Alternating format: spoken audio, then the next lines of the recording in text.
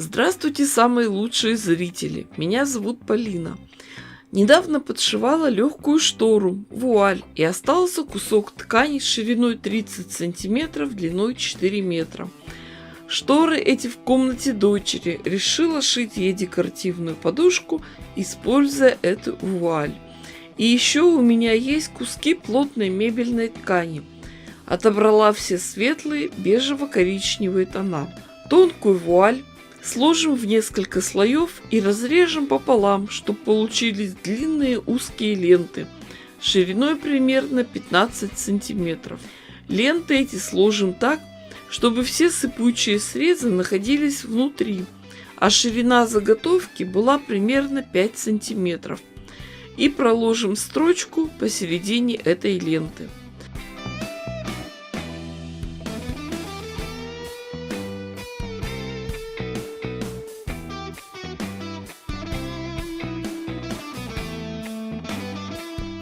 После этого аккуратно потянем за одну нитку и присборим заготовку.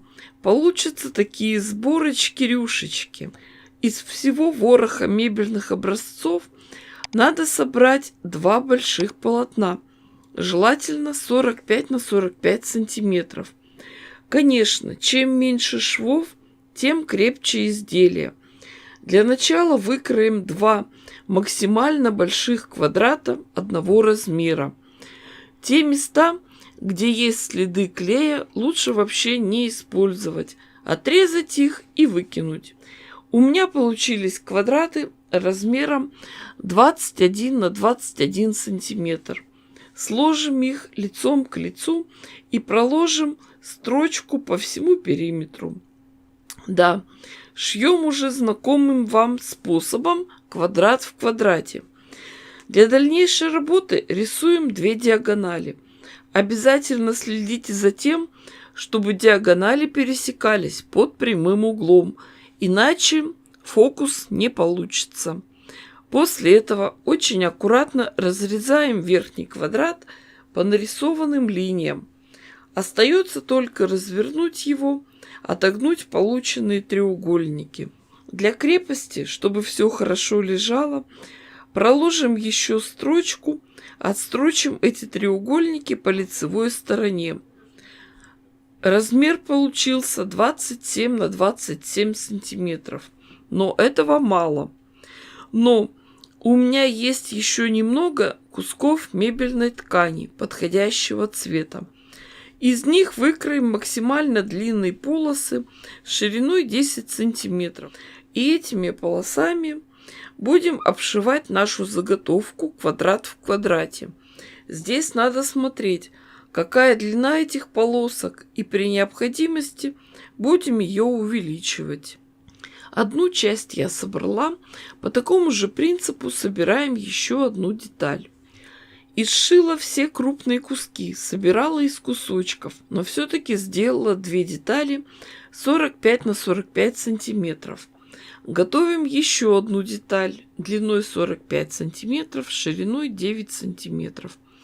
Застежку будем делать на молнии, чтобы этот чехол можно было снять и легко постирать. Концы молнии обошьем с каждой стороны кусочками ткани. С лицевой стороны сделаем из мебельной, а с изнанки вспомогательная хлопковая ткань. После этого отрежем лишние плотные концы молнии и закрепим эти отвороты. Прошьем на швейной машинке. На детали подушки, которая у меня будет сверху, посередине сделаем отметку и начнем нашивать нашу декоративную присборенную ленту. Конечно, даже без нее подушка будет уже очень стильной и классной, но назвался груздем, полезай в кузов. Шить будем от середины. Закрепляем, пришиваем конец ленты и потихоньку шьем по спирали, аккуратно расправляя складки. Расстояние между витками, рядами делаем примерно сантиметр, как получится. Сборки предыдущего ряда приподнимаем и прокладываем строчку.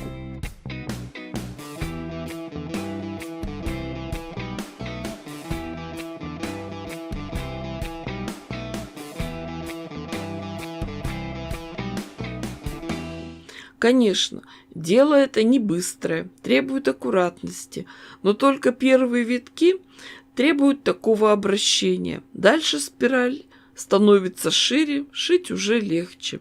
Вот так, потихоньку вырисовывается невиданный цветок.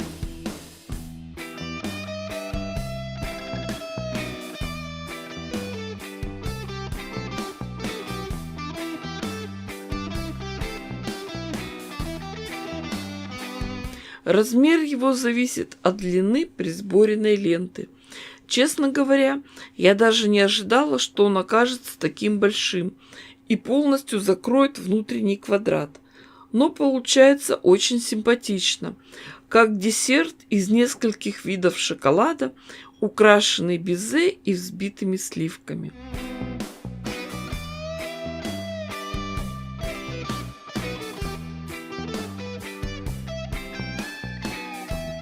Остается самая малость – собрать подушку. Для этого к подготовленной молнии пришьем деталь задней части. Сначала нижнюю полоску, а потом большую верхнюю деталь. Молнию спрячем в клапан, сделаем складку и прошьем ее. К готовой нижней части подушки лицом к лицу уложим верхнюю с декоративным цветком и прошьем эти детали по периметру. Остается только подрезать углы и вывернуть нашу декоративную наволочку. Ну что, очень даже симпатично получилось с обеих сторон. Декоративная наволочка на молнии. В нее можно вставить подушечку или использовать как пижамницу. Точно, подушечка получилась в тонах шоколадного десерта, очень нежного, молочного, белого, темного, воздушного шоколада, безе и взбитые сливки. Аж аппетит разыгрался. Думаю, что хозяйке, молодой девушке, такая декоративная подушка придется по вкусу. Тем более, эта красота прекрасно впишется в интерьер. Вуаль на окнах и декоративная подушка из одной ткани.